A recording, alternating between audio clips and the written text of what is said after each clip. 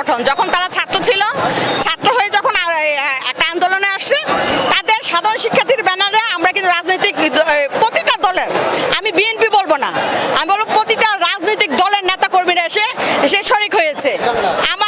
আমার ছাত্র দলের ভাই ওয়াসিম চট্টগ্রামের প্রথম শহীদ ছাত্র থেকে ধরে 142 জন ছাত্র দলের নেতা কর্মী শহীদ হয়েছে। আমাদের রক্ত এতটাই সহজ, আজ 3 আগস্ট 2022 সালে ভোলা জেলা ছাত্র দলের সভাপতি আপনার অবস্থান, হ্যাঁ আমার মনে আছে, 2022 সালে ভোলা জেলা ছাত্র দলের সভাপতি নুর আলম ভাই আজকের এই দিনে সে 3 দিন হাসপাতালে জীবন মরণের সদ্যখানে লড়াই করে মানে শেষ নিঃশ্বাস ত্যাগ করেছিল।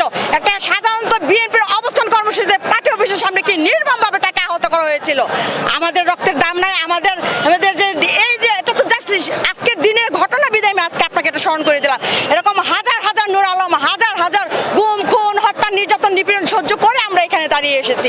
সাধারণ শিক্ষার্থীকে গণ অভ্যুত্থান করে, এটা ইতিহাস সাক্ষী। আপনি 1952 বলেন, 1971 বলেন, 1990 বলেন, আর 2024 বলেন, সাধারণ শিক্ষার্থীরা যতক্ষণ জাগ্রত না হবে, রাজপথে না আসবে, ততক্ষণ পর্যন্ত একটা গণ অভ্যুত্থান তৈরি হয় না। রাজনীতিবিদরা একটা পথ তৈরি করে দেয়, কিন্তু সাধারণ শিক্ষার্থীরা এটাকে ফাইনাল রেজাল্ট পর্যন্ত নিয়ে যাওয়ার জন্য কঠিন ভূমিকা পালন করে। আমি সেই ক্ষেত্র থেকে তাদেরকে সম্মান করি, শ্রদ্ধা করি।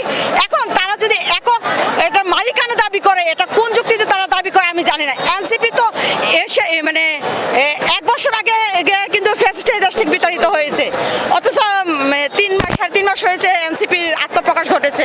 তো যে দলটা মানে গণ অভ্যুত্থানের পরে আত্মপ্রকাশ ঘটলো, তারা কিভাবে মালিক হয়? এটা কিন্তু একটা প্রশ্ন থেকে যায়। তো তারা যেভাবে বলছে, যে যুক্তি বলছে, এটা তাদের যুক্তি, আমি তাদের যুক্তি নিয়ে তর্ক করতে চাই না। আজকে ছাত্রদলের আমাদের মহাসমাবেশে ছাত্রদের মহাসমুদ্রে পরিণত হয়েছে।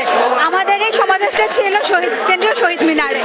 একই দিনে একই স্থানে হচ্ছে এনসিপি নতুন একটা দল, ওরা হচ্ছে যে ওইখানে প্রোগ্রাম করার জন্য আমাদের কাছে অনেকভাবে বিনোদন করা হয়েছে। সেজন্য আমরা ওই স্থানটা ছেড়ে দিয়ে আজকে এখানে প্রোগ্রামটা করতেছি। আমাদের প্রোগ্রামের জন্য নগরবাসীর অনেক ভোগান্তি হচ্ছে, এর জন্য আমরা দুঃখ প্রকাশ করেছি। আজকের আমাদের এই সমাবেশে জনসমুদ্রে পরিণত হয়েছে। আজকে আমাদের এই সমাবেশে থেকে আমরা বার্তা দিতে চাচ্ছি যে বিগত 17টি বছর বাংলাদেশের মানুষ ভোট দিতে পারেনি, নির্বাচনের মাধ্যমে সরকার গঠন হয়নি।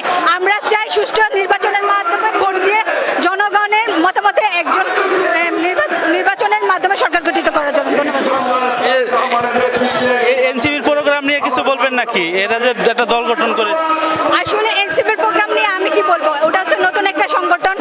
ওনারা নতুন সংগঠন হিসাবে ওনারা কতটুকু মানুষ নিয়ে প্রোগ্রাম করতে পারবে, এটা ওনাদের উপরে ডিপেন্ড করতেছে।